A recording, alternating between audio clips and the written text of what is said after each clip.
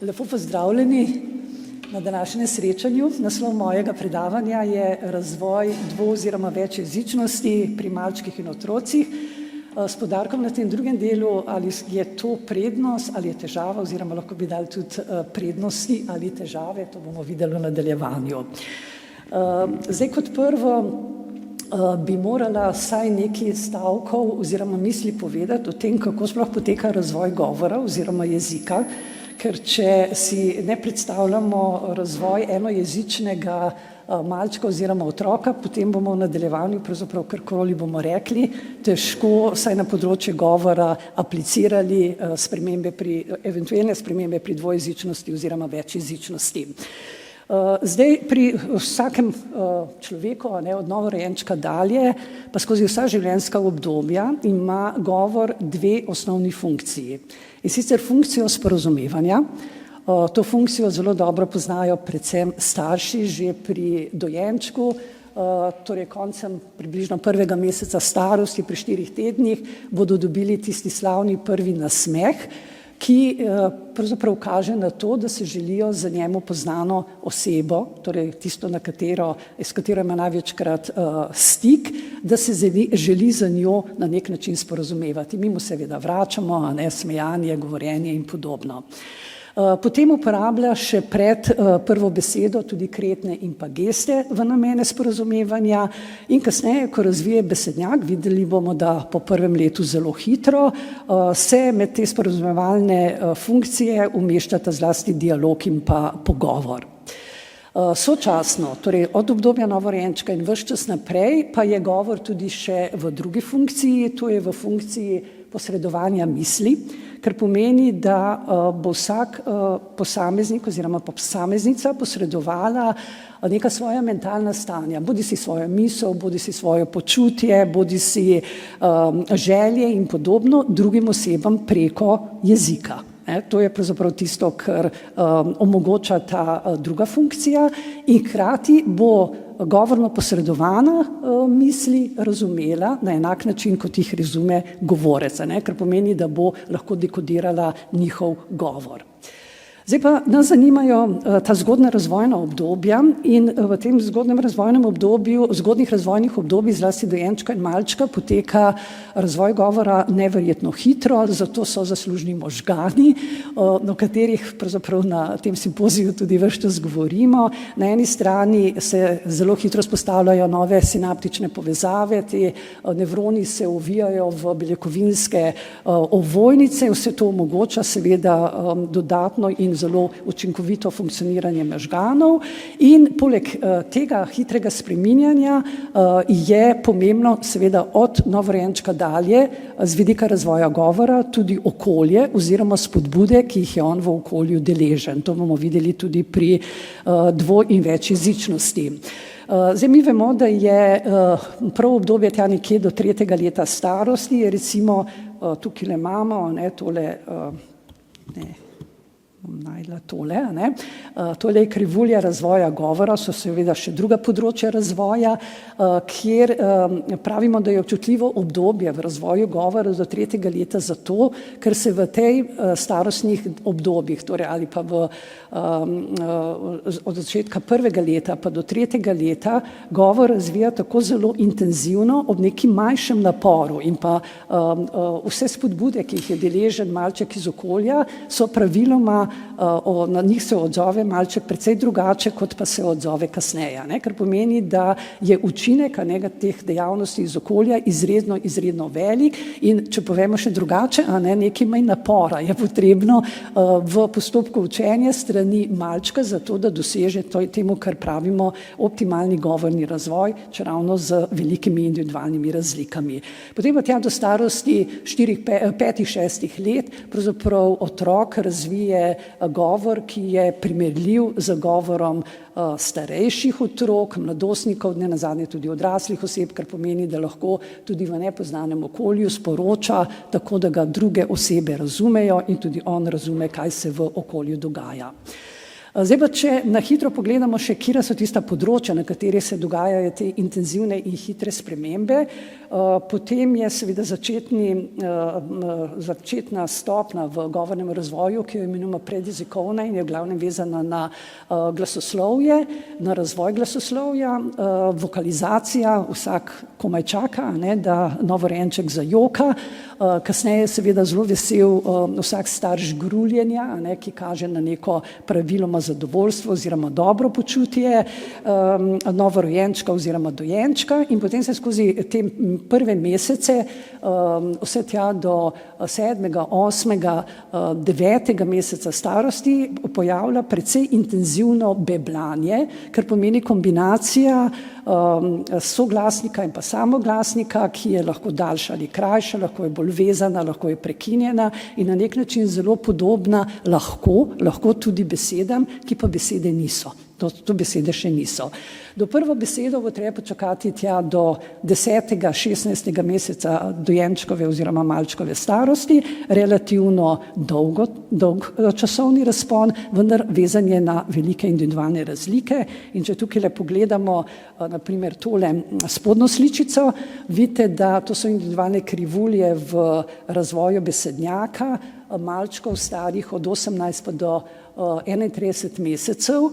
Vse to so normativni otroci, kar pomeni, da so otroci, ki so običajni v razvoju, pričakovano se razvijajo v razvoju, niso imeli kakšnih posebnih težav, ne ob rojstvu, ne po rojstvu, krivulje so pa izredno različne, nas seveda bolj kot ta oblika krivulj zanima tole na koncu, kjer je bolj zaželjeno, da so nekje bolj zgoraj, kar pomeni, da imajo večje število besed in da ne ostanejo zelo nizko spodaj, kar pomeni, da se je verjetno že negativni učinek okolja lahko nacepil na to, da je njihovo besedišče manjše, kot bi lahko glede na dispozicije morda bilo. Sicer pa tale krivulja pa kaže povprečje, ne individualno krivuljo, to je v vzdolžni raziskavi pridobljen, to je pa povprečje, ko so primerjani različno stari otroci in je zanimiva morda zato, ker vidimo, da v nekje povprečju pridemo tja do 400-500 besed, ki jih govori pri starosti približno 30 mesecev malček oziroma malčica in da so pravzaprav razlike, individualne, tako velike, da nekateri pa pridejo do 800 besed. Mi potem govorimo, v literaturi pogosto najdete zapis 800 do 1000 besed, ki jih govorijo malčki do svojega zaključka obdobja, torej do 36. meseca starosti. Kot zanimivost, ocena, ker tam pa niso meritve na ta način narejene, odrasli in tja okrog 50 000 besed. Zdaj, kaj to pomeni, lahko vsak preračunava, zakaj govorimo o občutljivem obdobju v teh zgodnjih razvojnih obdobjih. Poleg teh samih sprememb v količini besede je zelo pomembna tudi sprememba v kakovosti besednjaka, kar je predvsem ključnega pomena to, da se tudi v tej starosti do zaključka 3. leta besednjak vedno bolj diferencira. Od začetnih medmetov in samostalnikov pridejo praktično do 3. leta starosti že na vse besedne vrste, ki jih uporabljajo, kar je pomembno za naslednjo stopnjo v govornem razvoju, to je tvorbo oziroma oblikovanje povedi. Morda še ena zanimivost v slovenskem jeziku, to so rezultati dobljeni na slovenskih malčkih oziroma malčicah. V slovenskem jeziku ostajajo samostalniki tudi še pri 3. letu starosti kot vodilna besedna vrsta, ne glede na to, da so vse druge besede že tudi besedne vrste pojavijo. Potem se pa razvija seveda tudi slovnica jezika, ta je v tujem jeziku najbolj zahtevna, bolj kot samo besedišče. Najprej je zanimiva ta najbolj zgodna slovnično pomemben premik, kakovostni premik, to je tako imenovano napačno posploševanje, kot ga imenujemo v razvojni psihologiji. Napačno posploševanje pomeni, da je malček zaznal govorjenje v svoji okolici. Lahko bi pravzaprav govorili o teh zrcalnih nevronih, ko je pravzaprav prišlo do registracije tega, kako odrasle osebe govorijo, da seveda spregajo, sklanjajo, uporabljajo različna števila in zato on pravzaprav ob tem poslušanju, ki ga pa seveda ne razume še v celoti, besede napačno posplošuje. Bo na primer rekel jaz bram. Jaz bram bo izhajalo iz jaz se igram, igrati igram, brati, bram, ni seveda slovnično pravilno, ampak slišal pa je, da je potrebno nekaj v besedi spremeniti. In to napačno posploševanje ponavadi ocenimo kot nekaj, kar je prva stopnja v kakovostnem napredku v razvoju slovnice, ki gre potem seveda v smer sestavljanja povedi, kjer se morajo slovnična pravila vedno bolj upoštevati, zaporedje besed in odnosi med besedami, in vemo, da otrok v obdobju zgodnjega otroštva tja do 6. leta starosti je tukaj že zelo uspešen, zato sem prej tudi omenila 5 do 6 let, govorim pa seveda za materinščino. Sledi pa potem še ena pomembna zmožnost v govornem razvoju, to je pragmatična zmožnost pripovedovanja, samostojnega pripovedovanja, kjer pač povedi ne morejo biti naključne, ampak v neki zaključeni zgodbi, in v teh zgodbah je običajno tudi precej dobro že razvit, zlasti po 4. letu starosti, meta jezik, s katerim bo otrok sporočal to, česar ni moč videti, česar se ne vidi neposredno v okolju, kar on misli, kar čuti, kar načrtuje, kar predvideva in podobno. Zdaj pa, če grem na tuje jezike oziroma usvajanje in pa učenje drugega ali pa več tujih jezikov. Jaz bom ločila seveda te dva izraza, usvajanje in pa učenje, ker se mi zdita bistveno pomembna. Usvajanje je pač običajno definirano kot usvajanje drugega jezika v naravnem okolju oziroma na neformalni način. Kar pomeni, da praviloma imamo govorce, recimo, da sta to starša, da je to neformalno okolje, ki ves čas z dojenčkom, malčkom kasneje govorita dva različna jezika. Pri učenju gre za formalno pot oziroma formalno okolje, gre torej za poučevanje jezika in za to drugega jezika, zato so vedno bolj pomembne te tako imenovane metajezikovne zmožnosti, kjer mora otrok ustvarjati neke povezave oziroma odnosnost, tudi na ravni recimo metaspomina, metaspominskih strategij, kaj bo naredil v enem jeziku, kako se bo izrazil in kako se bo izrazil v drugem jeziku. Zdaj, tukaj gre za način, kako do drugega jezika malček ali otrok pride, potem pa te dvojezičnosti glede na rezultate, ki jih dobimo, delimo, zopet avtorji, avtorice na malo različne načine, meni je blizu tale delitev, da imamo tako imenovano kompaktno dvojezičnost, kjer se nekje do 6. leta posameznik oziroma posameznica osvoji oba jezika, ki se jo je učila hkrati. Ker govorimo do 6. leta, je praviloma to neformalno okolje, ker pogojev za poučevanje, učenje v neformalnem okolju do te starosti praviloma ni.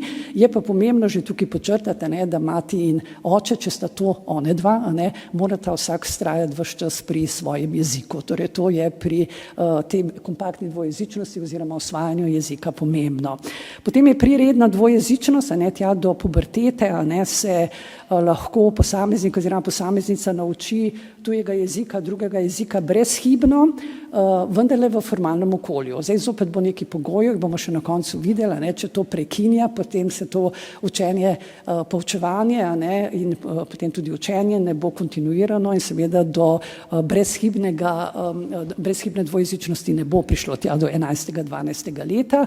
Potem je pa ta podredna dvojezičnost, ki jo pa tudi zelo dobro poznamo, to je pač nekako zaporedno učenje, ko se že v nekem obdobju, ko je materinščina prvi jezik seveda zelo dobro razvit, bo se posameznica začela učiti drugi jezik, kjer pa bo nujno pomembno to tako imenovano miselno posredovanje iz materinščine na tuj jezik in pa obratno.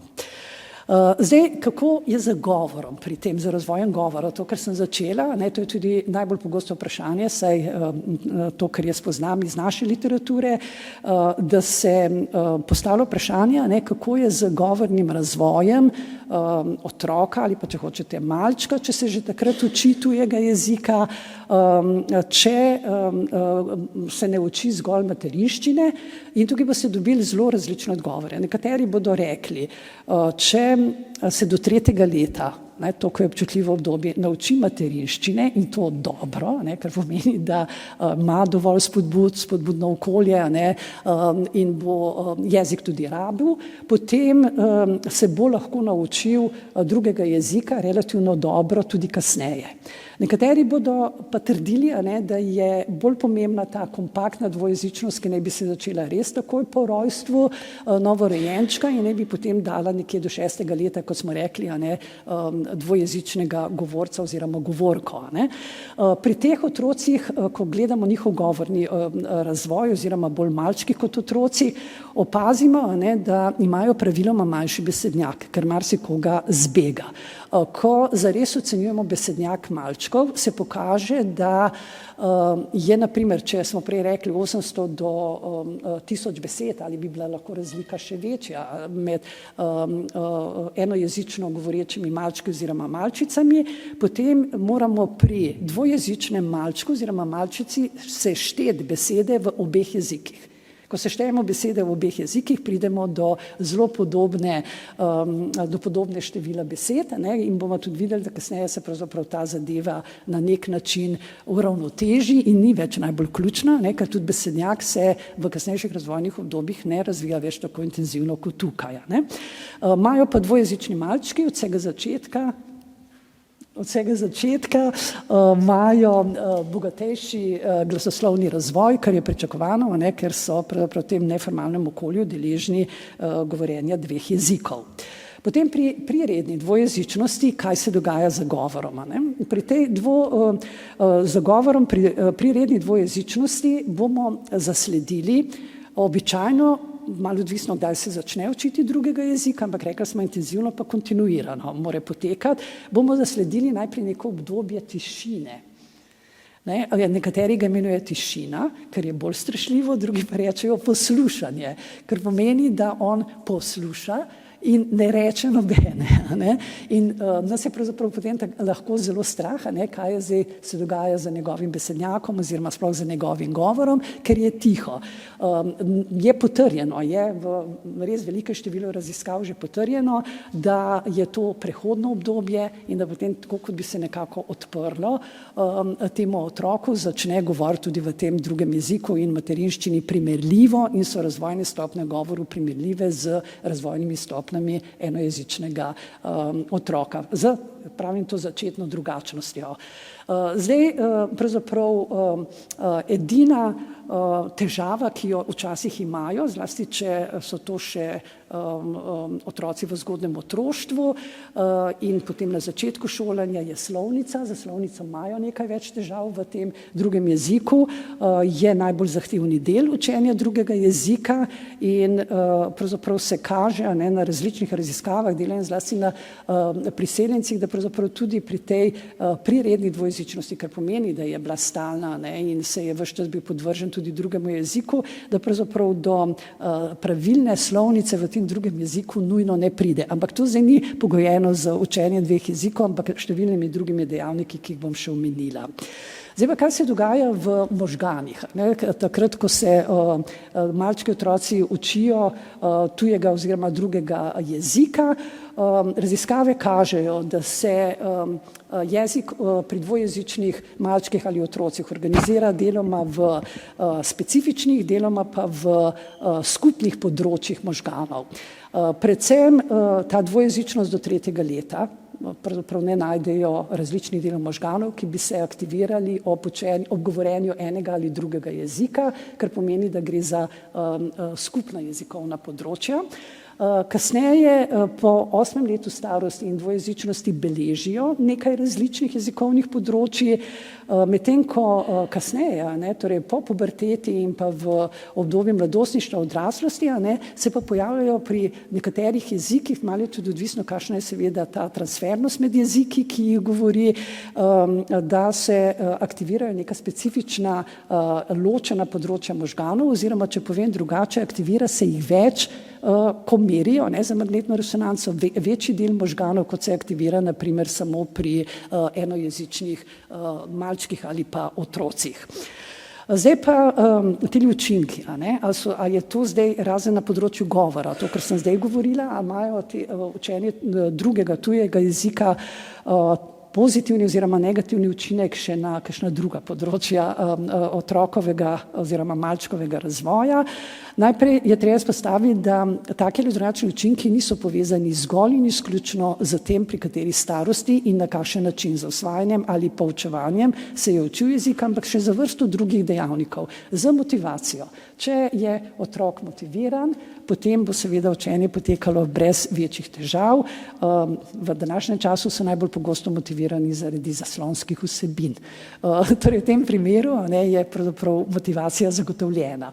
Pokažejo se razlike tudi na ravni osebnosti otrok, ekstra introvertirani, če samo to binarno delitev naredim, je pričakovano, da bodo ekstravertirani imeli manj težav pri pripovedovanju oziroma rabi jezika.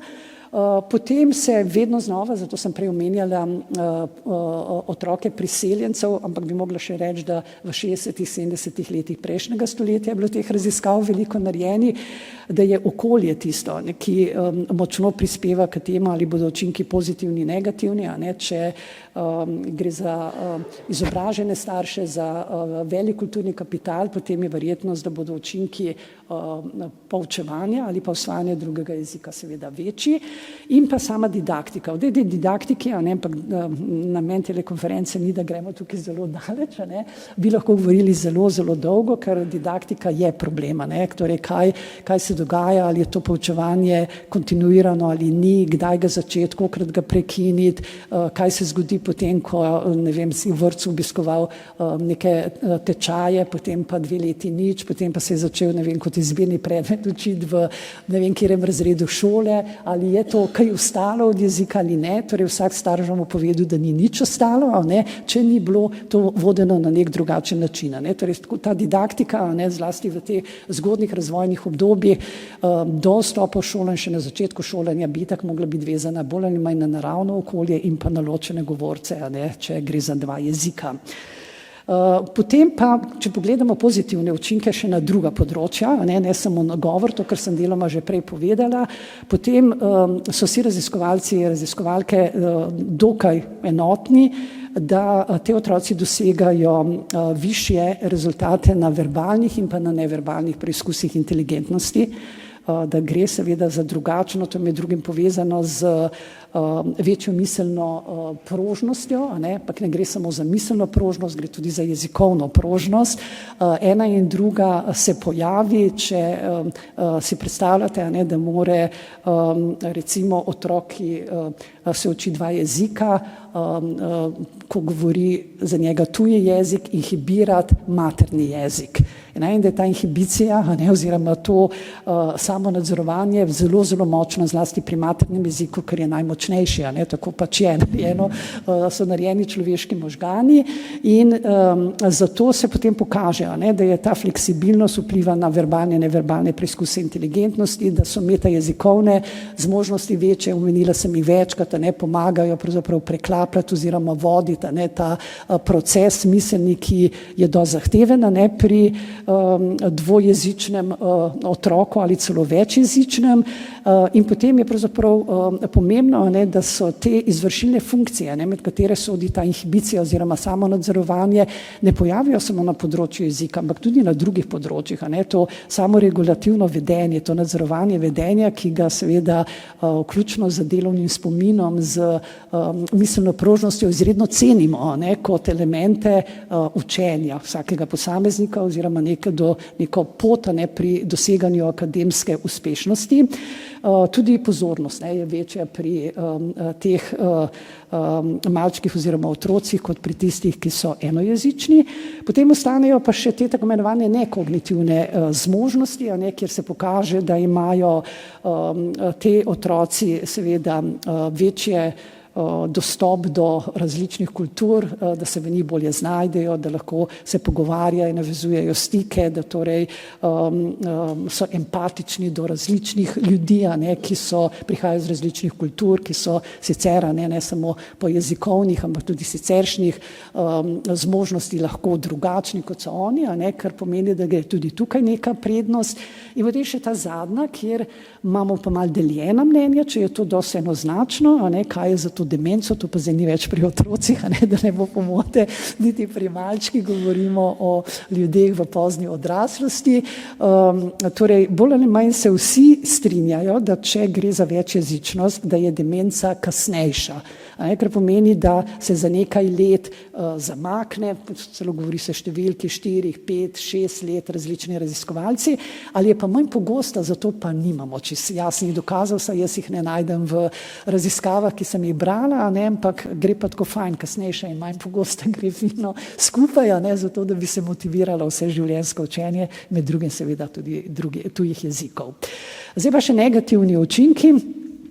Že omenjeni manjši besednjak, malčka, prej sem ga omenila, manjši besednjak oziroma tisto obdobje tišine in pa zgolj poslušanja z prehodnostjo, torej kolikor to ni prehodno, je pač potrebno ukrepati, potem je treba ugotoviti, zakaj, kaj se je zgodilo za materinščino, kaj z drugim jezikom, običajno je pa ta prehodnost, ne vem, mesec, dva, ki pa se zelo pogosto pojavi lahko tudi pri učenju materinščine, zlasti pri tistih malčkih, ki so pozni v razvoju besednjaka. Ko smo prej krivulje gledali, če se besednjak razvije, prve besede recimo, ali pa potem naraščanje besed poteka počasi, od tam 16. meseca, pa potem zelo počasi proti 20. mesecu, je to tudi neko obdobje tišine oziroma poslušanja, ker se potem zgodi, da se pa krivulja nenadoma navzgor obrne.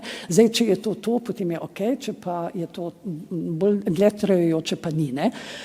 Predvsem je pa seveda še vedno velja opozorilo, da so lahko otroci, ki se učijo drugega jezika v čustveni in socialni stiski, v nekih specifičnih situacijah, govorim na primer o otrocih tujcev v našem izobraževalnem sistemu, v vrtcih, v šolah, kjer so v večino oddelkov prevladujoče slovenski govor, je uradni govor, slovenski jezik, pa potem oni ne vedo, kako in kaj bi sporočili, s čim naj sporočijo, z kretnami, ali imajo še koga, ki jih razume ali ne, in so to precejšnje čustvene stiske, kljub temu, da je to kot naravno okolje, v katerem naj bi zdaj oni pravzaprav se učili slovenščine, pa ni nujno, da to tako zelo uspešno tudi res naredijo.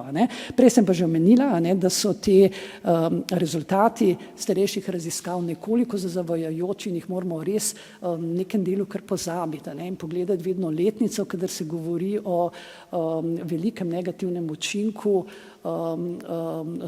učenje drugega oziroma tujega jezika, ne glede na to, ali so to malčki ali otroci v zgodnjem otroštvu ali v srednjem otroštvu, bili so to otroci priseljencev, veliko študij bilo delano na slovenskih otrocih, ki so starši šli v Nemčijo ali v Avstrijo na delo, in to so bili starši, ki, oziroma bom rekla tako, raziskave, v katerih so seveda gledali, kaj se dogaja za dvojezičnostjo, ni pa bilo nadzorovano vrsto drugih spremenljivk, predvsem ne izobrazba, socialno-ekonomski status, jezikovna kompetentnost v materinščini teh odraslih oseb, ki so šli z otroki, in še marsikaj, zato je bila pravzaprav tam v 80-ih letih precejšnja panika o tem, ali sploh z drugim jezikom v obdobju otroštva ali ne, ali bodo zadeve bolj ogrožale razvoj, kot pa ga spodbudile.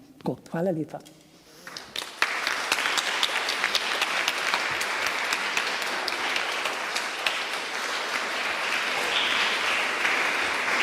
V zvezi s predavanjem se je pojavilo kar nekaj vprašanj, pa bom izbrala manjše število, ker nimamo toliko časa.